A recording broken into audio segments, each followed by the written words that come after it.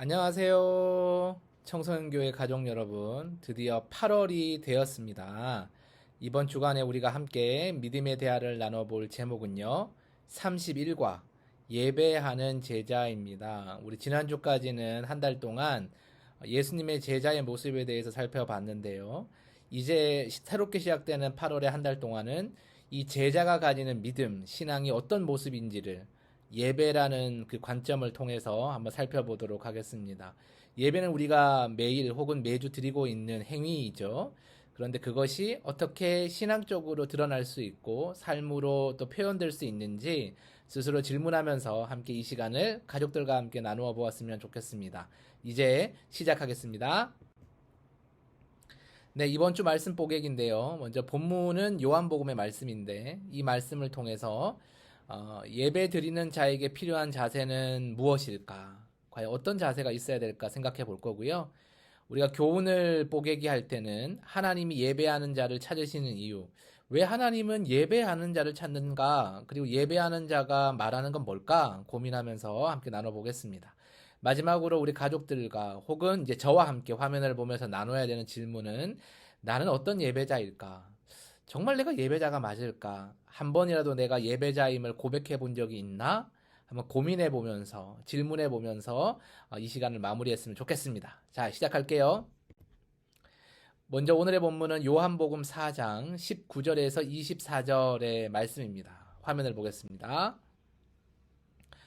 네, 19절. 여자가 이르되 주여 내가 보니 선지자로소이다. 우리 조상들은 이 산에서 예배하였는데 당신들의 말은 예배할 곳이 예루살렘에 있다 하더이다. 예수께서 이르시되 여자여 내 말을 믿으라. 이 산에서도 말고 예루살렘에서도 말고 너희가 아버지께 예배할 때가 이르리라. 너희는 알지 못하는 것을 예배하고 우리는 아는 것을 예배하노니 이는 구원이 유대인에게서 남이라. 아멘.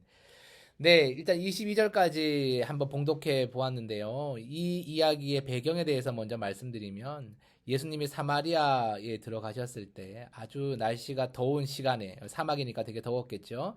우물가에 예수님이 계셨는데 마침 그 우물가에 물을 기르러 오는 여인 한 명이 있었습니다. 여러분 사막 지역이 있는 나라에서 네, 땡볕이 있는 그 시간에 물을 기르러 사람들이 오겠습니까? 안 오겠습니까? 안 오겠지요. 그런데도 그 시간에 꾸역꾸역 물을 기르러 왔던 이 여인은 어떤 사람이겠습니까? 다른 사람들의 시선을 피해야 되는, 왠지 다른 사람과 마주치면 좋지 않은 일이 생기거나 기분 나쁜 말을 들을 수밖에 없는 상황에 있는 사람이었기 때문에 아마 아무도 오지 않는 가장 더운 그 시간에 우물을 기르러 왔겠죠. 마침 그때 예수님이 이 여인을 만났고 이 여인의 사정을 다 이야기하시게 됩니다. 이 여인은 여러분이 아시는 대로 여러 번 결혼을 했는데 그 결혼에 실패했고 당시에서는 이 결혼에 실패하고 버림받은 여인에 대해서 좋지 않은 인식이 있었다라는 것이죠. 그래서 이제 다른 사람의 시선을 피해서 이제 그 시간이 나왔는데 마치 이제 예수님과 만나게 되었고 예수님이 유대인인 것을 알고 이 평소에 사마리아 사람들과는 유대인들이 되게 서로 감정이 좋지 않았거든요. 그래서 그 예배 드리는 부분에 대해서 약간 논쟁하듯이 그 여인이 질문을 한 부분이고 예수님이 거기에 대해서 이 여인에게뿐만이 아니라 우리에게도 어떻게 예배하는 것이 참 예배인가를 또 설명해 주시는 내용으로 이어지게 됩니다. 오늘 내용에서 정말 중요한 부분이 뭐냐면 먼저 20절에 보면 이 여인이 이렇게 이야기를 합니다. 유대인들의 말을 들어보면 예배할 곳이 예루살렘에만 있다라고 들었습니다. 이 무슨 얘기예요? 예루살렘에 있는 솔로몬의 성전을 얘기하는 것이고 또 이 전쟁 이후에 무너졌지만 재건된 성전을 얘기하는 거죠. 그 성전에서만 예배해야 된다라고 유대인들은 얘기했는데 이거 맞느냐? 이거 따져 묻는 거죠. 그러니까 21절에 예수님은 그렇게 말씀하시지 않습니다. 이곳 저곳이 중요한 게 아니래요. 그러니까 이 산, 다시 말해 사마리아 산도 중요하지 않고 저곳 어디죠? 예루살렘 성전도 중요하지 않다라는 거예요. 장소가 중요한 것이 아니라 어디가 중요하다고요? 바로 때가 중요하다라는 겁니다. 때. 여기서 때는 단순히 물리적인 시간을 이야기하는 것이 아니라 하나님이 그 예배를 허락하시느냐 허락하지 않느냐. 내 예배를 받으시느냐 받으시지 않느냐. 바로 그때 하나님의 온전한 주권과 주인됨이 드러나는 그 시간, 그때, 특별한 바로 그때가 예배에 중요하다라는 거죠. 우리도 마찬가지죠. 코로나 때문에 예배당에 와서 예배는 못 드리지만 그러나 그 시간에 하나님 앞에 구별되게 나갈 수 있잖아요. 이런 때가 중요하다는 말씀이라는 거죠. 우리 다음 장 볼까요?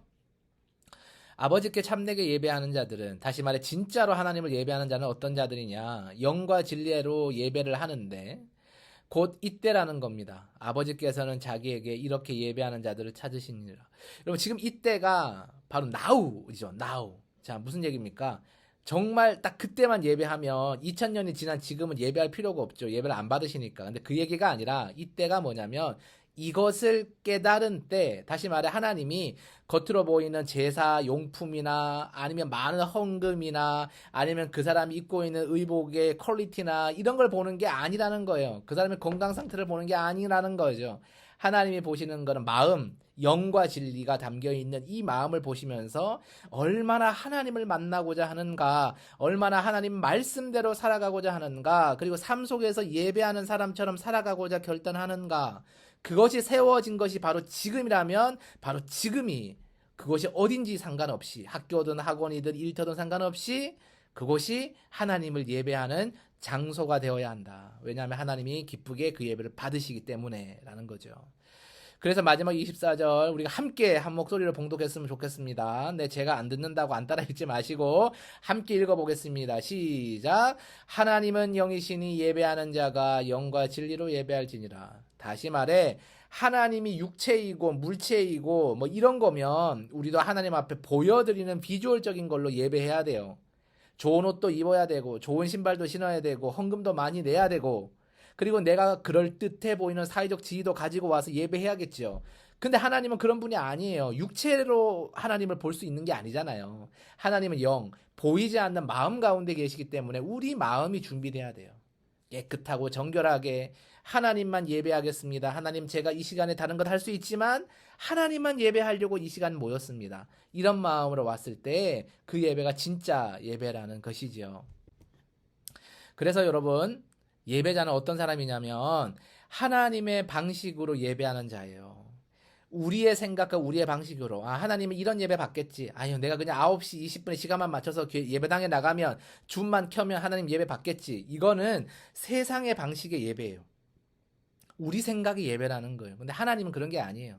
단순한 시간과 단순한 우리의 성실과 노력이 아니라 정말 우리가 간절히 하나님을 바라느냐 바라지 않느냐, 그 마음의 중심을 보시는 거, 그것이 바로 영과 진리로 예배 드린다라는 거죠. 그래서 하나님의 방식을 우리가 알아야 예배할 수 있는 거죠. 두 번째로, 그래서 예배자는 말씀을 따라가야 돼요. 제가 아까 전장에서 뭐라 그랬죠? 하나님의 방식을 알아야 된다 그랬잖아요. 그럼 하나님의 방식이 어디 적혀져 있어요? 성경책에 적혀 있는 거예요. 말씀을 보는 이 성경책 가운데 하나님이 어떤 분이신지, 어떤 것을 원하시는지, 어떻게 살기를 바라시는지를 알아야지만 진짜 예배를 드릴 수 있어요. 예배가 묵도부터 주기도문 끝날 때까지, 축도 끝날 때까지 그거 다 한다 그래서 예배가 아니에요. 그걸 예배라고 말하지 않아요. 그건 예배의 예전이에요. 예전, 전례라는 거예요. 진짜 여기에서 말하는 예배가 뭐냐? 내 안에 하나님의 마음을 품고 하나님의 생각을 가지고 매 순간을 살아가는 것이 진짜 예배이고 예배할 때라는 거죠. 그래서 성경에 어떻게 나와 있습니까? 구원은 유대인에게서 남이라라고 표현되어 있죠. 어떻게 보면 이방인 입장에서 기분 나빠요. 근데 예수님이 이 이야기를 사마리아 여인에게 하셨던 것은 기분 나쁘라고 하신 게 아니고, 유대인에게서 난다는 것은 유대인에게 하나님이 이미 주신 무엇? 말씀, 성경, 여기서 구약이겠죠. 구약 성경이 있으니까 거기에 이미 예배에 대한 온전함을 담아 놓았다는 거죠. 그걸 보고 그 말씀대로 살면 진짜 예배하는 때가 지금이 되고, 그 지금 하나님 마음대로 살면 우리 가운데 온전한 예배의 은혜가 흐른다라는 거죠. 여러분들 경험하고 계신가요? 그래서 교훈을 보게 보면, 첫째, 예배자는 하나님의 말씀을 따라 살아가는 사람들이죠. 당연합니다. 그래야 하나님 마음을 품을 수 있으니까요. 삶의 기준이 하나님이 되시니까 그렇죠. 또한 예배자는 하나님께 온전히 맡기는 사람이에요. 하나님이 주인 되심을 선포하는 게 믿음이고 예배자인데, 그러면 하나님께 맡기면 온전히 우리는 그것을 순종하며 따라가면 되는 것이죠. 세 번째는 예배자는 겸손히 하나님을 구하며 오늘 성실히 살아가요. 하나님께 다 맡기고 하나님께 나의 모든 것이 걸려있다 믿으면 뭐 두려울 것 없죠. 흔들릴 것 없죠. 하나님이 흔들리는 분이 아니신데, 그럼 그저 우리는 성실하게 매일매일을 살아가면 된다라는 것이죠. 이 세 가지 교훈을 우리 마음에 담았으면 좋겠습니다. 자, 질문 뽀개기입니다. 두 가지 질문을 드릴 텐데요. 첫 번째, 여러분 자신을 예배자로 고백해 본 적이 있는지 한번 질문해 보세요. 아, 매번 예배자, 이거 설교 때 많이 들었는데, 그런 거 말고, 내가 내 자신을 정체성을 지칭할 때 나는 예배자입니다라고 말한 적이 있는지 한번 고민하고 질문해 보십시오. 했다면 왜 했는지, 아직까지 한 번도 한 적이 없다면 왜 나는 나 스스로를 예배자라고 말할 수 없었는지 한번 고민해 보세요. 두 번째는 삶의 예배자가 되기 위해서 내가 지금 해야 될 일이 무엇인지 또 대화 나눠보세요. 삶의 예배자가 뭡니까? 주일 하루 1시간 묵도부터 시작해서 사도신경부터 쭉쭉쭉쭉 나가서 주기도문 축도까지 끝나는 거, 그게 예배라고 하지 않아요. 그건 예배의 전례, 예전인 것이죠.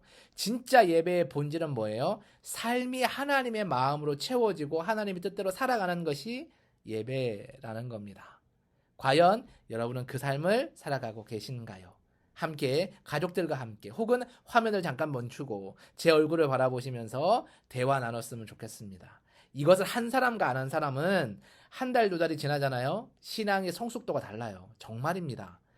말하고 대화하는 가운데 내 자신을 드러내는 훈련이 되기 때문에 신앙의 성숙에 있어 아주 중요하다라는 겁니다. 네, 이렇게 30일가도 내용을 정리했고 또 믿음의 대화를 나눌 수 있는 말할 거리, 나눔의 거리들을 드렸습니다. 여러분 기쁜 마음으로 가족들과 함께 혹은 거울을 보듯 저와 함께 스스로 한번 나눠보시고요. 그 안에서 참된 예배자의 마음을 품으시는 우리 사랑하는 청소년교회 우리 친구들과 가족들 그리고 사랑하는 우리 지체들 되기를 간절히 바라겠습니다. 네, 다음 주는 우리 허운 전도사님이 해주시겠죠? 기쁜 마음으로 한 주간을 기다렸으면 좋겠습니다. 여러분 화이팅입니다. 믿음 안에서.